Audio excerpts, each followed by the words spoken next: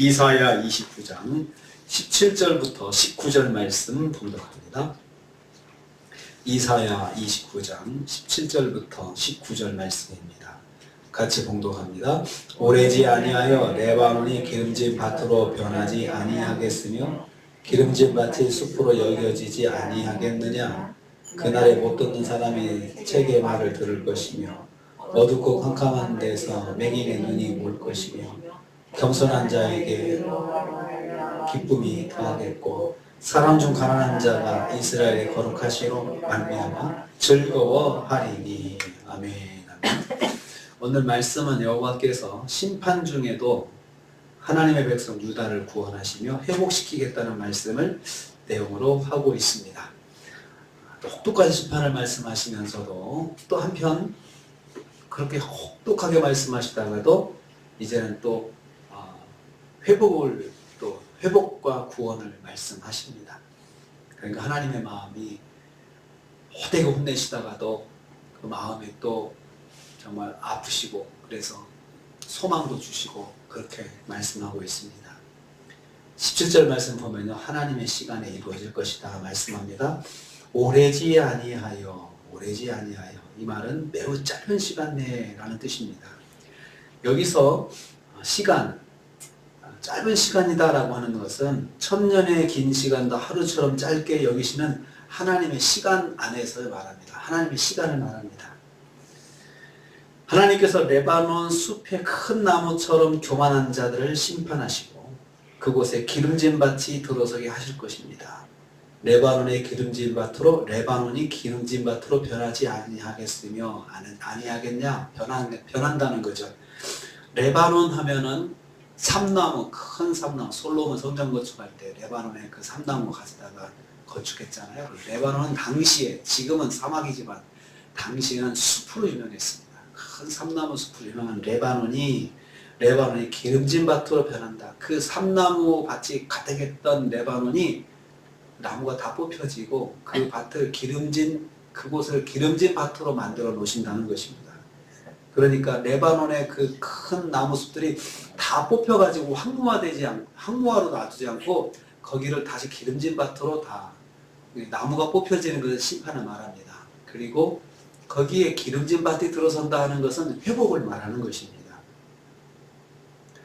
동시에 기름짐으로 교만한 사람들을 심판하셔서 큰 나무숲으로 변화시킬 것입니다. 기름진 밭이 숲으로 여겨지지 아니하겠느냐. 오히려 그러니까 레바논의 그 큰 숲은 교만을 상징합니다. 우쭐하고 교만한 거죠. 그래서 이스라엘이 심판받지 않았습니까? 그런데 그대로 놔두지 않으시고 그것을 기름진 밭으로 다시 만들어 주시고 오히려 기름진 밭은 기름짐으로 교만한 거죠. 그러니까 자기는 아주 잘됐다 생각하는 그 밭도 뒤집어서 심판을 받은 다음에는 숲으로 오히려 만들어 주신다. 레바논 숲처럼. 숲으로. 그러니까 심판하신 다음에 그대로 방치하지 않으시고 다시 회복시켜 주시죠. 여기는 숲으로 만들고 숲은 밭으로 만들고 이렇게 하나님께서 회복시켜 주시겠다. 심판 뒤에 일어날 회복을 말씀하고 있습니다. 하나님께서 심판으로 황무하게 된 유다를 회복시키실 것을 비유적으로 말씀하시고 있습니다. 교만한 나무를 뽑아내시고 기름진 밭으로 새롭게 하실 것입니다. 기름짐을 걷어내고 큰 나무숲을 조성하실 것입니다. 회복시키신다는 거죠. 심판 뒤에 다시 일으키신다. 하나님은 새롭게 변화시켜 회복시키시는 분이십니다. 두 번째로 18절 말씀은요, 못 듣는 사람과 맹인이 회복될 것이다 말씀하고 있습니다. 그날에 못 듣는 사람의 책의 말을 들을 것이며 못 듣는 사람이 듣게 되는 회복이 있고요. 어둡고 캄캄한 데서 맹인의 눈이 볼 것이다. 맹인이 캄캄한 데서도 볼 수 있을 정도로 시력이 온전하게 회복되는 것을 말합니다. 여기서 그날은 오래지 아니하여를 구체적으로 받아 메시아가 오실 말세를 뜻하는 것입니다. 마지막 때입니다. 메시아가 오실 때 못 듣는 사람과 맹인에게 일어날 회복을 말합니다. 못 듣는 자와 맹인은 천민과 빈민의 상징입니다. 이들에게 복음의 소식이 전해질 것입니다. 이것은 예수님께서 오셔서 이루셨습니다. 마태복음 11장 5절 말씀에 세례요한이 예수님이 메시아이신지 질문을 했습니다. 오실 리가 그분이십니까? 라고 했을 때 예수님 하신 답변의 말씀이 여기에 나옵니다.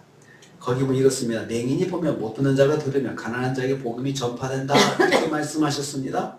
메시아를 통해서 회복될 것을 예언하고 있습니다. 그러니까 이 말씀 중에서도 하나님께서 선지자를 통해서 멀리 메시아가 오셔서 회복하실 것도 말씀하고 있습니다. 마태복음 11장 5절을 제가 다 읽어보겠습니다. 맹인이 보며 못 듣는 사람이 걸으며 나병 환자가 깨끗함을 받으며 못 듣는 자가 들으며 죽은 자가 살아나며 가난한 자에게 복음이 전파된다 하라 이렇게 말씀하셨습니다. 그래서 예수님께서 오셔서 맹인을 고치시고 못 듣는 자를 귀머거리를 고치시고 안전병이 일으키시고 나병을 고치시고 죽은 자를 살리시고 이것은 마지막 때에 회복시키시겠다는 이 말씀이 이루어지는 거예요. 그래서 예수님께서 그렇게 고치시는 사역은 치유의 사역은 단순히 병든 사람을 고치는 데 그치는 것이 아니고 이것을 통해서 예수님께서 이사야에서 말씀하신 그 메시아 그때 오실 그 마지막 때 오실 메시아가 예수님이신 것을 보여주시는 것이 바로 치유의 사역의 목적입니다. 그래서 사람들은 그것을 통해서 고치시는 데만 집중하지만 성경을 아는 사람들은 또 성경을 연구하는 사람들은 유대인들은 유대인 율법사들을 압니다. 메시아라는 것을 알죠. 그래서 더 예수님을 집요하게 괴롭게 하고 핍박하고 했던 것입니다. 말세에 메시아가 오셔서 회복시키실 것입니다. 세 번째로요. 19절 말씀은 겸손한 자와 가난한 자에게 기쁨과 즐거움을 주실 것이다 했습니다. 겸손한 자에게 기쁨을 더하겠다 하셨습니다. 겸손한 자는 하나님께 나와 회개한 자를 말합니다. 그러니까요. 레바논의 나무가 뽑혀가지고 기름진 밭으로 변하고 기름진 밭이 삼림으로 바뀌는 것이 그냥 저절로 해주시는 것이 아니고 심판 가운데 회개하는 사람들, 회개함이 있는 사람들, 심판받았을 때 아이고 우리가 잘못했습니다. 하나님 잘못했습니다. 회개할 때 그 사람들을 그렇게 회복시키셨다는 말씀이 여기에 있습니다. 겸손한 자는 회개하는 자를 말합니다. 회개하는 자에게 주신 은혜입니다. 하나님께서 그들에게 기쁨이 넘치게 하실 것입니다. 가난한 자도 이스라엘의 거룩하신 하나님으로 인해서 즐거워할 것이다 라고 했습니다. 하나님 앞에 나가서 회개하고 하나님을 의지하는 택한 백성들에게 주신 은혜입니다. 그들이 가난함의 고통을 벗어나 즐거움을 회복하는 복을 받게 될 것입니다.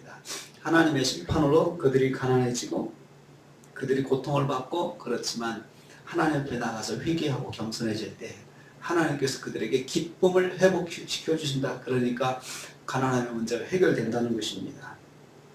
심판을 받는 중에 하나님께 나와 겸손을 회복할 때 가난함 중에도 거룩하신 하나님을 의지할 때 하나님의 은혜가 주어진다는 말씀입니다. 그래서 이스라엘이 유다가 이렇게 심판을 받아도 다시 하나님 회복시켜 주시는 은혜를 받으려면 회개하고 하나님께 겸손하게 나와서 하나님께 엎드리고 하나님께 나올 때 다시 하나님께서 징계하셨지만 심판하셨지만 다시 새롭게 회복시켜 주신다는 것을 여기서 말씀하고 있습니다. 이것이 멀리는 이스라엘이 400년의 그 암흑기를 거치고 마지막에 그 예수님께서 오시는 그 때를 마지막 때에 이런 것들이 이제 실현이 됩니다. 그리고 최종적으로는 새하늘과 새 땅이 이루어졌을 때 이런 문제들이 다 해결이 되고 다 온전하게 다시 하나님께서 회복시켜 주시는 것입니다. 메시아가 오셔서 겸손한 자와 하나님을 의지하는 자를 회복시키실 것입니다. 그래서 오늘 말씀은 이렇습니다. 하나님의 자비와 은혜는 심판하셨다가도 잘못했습니다 하면 다시 회복시켜 주시는 것이 하나님의 은혜입니다. 그래서 우리는 하나님 앞에 우리가 온전할 수는 없지만 실족했다 그러나 빨리 주님 붙잡아야 됩니다. 주님 죄송합니다. 저에게 은혜를 베풀어 주옵소서. 이렇게 할 때 하나님의 자비가 항상 우리한테 임하는 삶을 살 수가 있습니다. 이번 한 주간도 하나님께서 저와 여러분 함께 하시고 또 자비하신 하나님의 은혜가 우리에게 함께 하시기를 주님의 이름으로 축복합니다. 주님 감사합니다.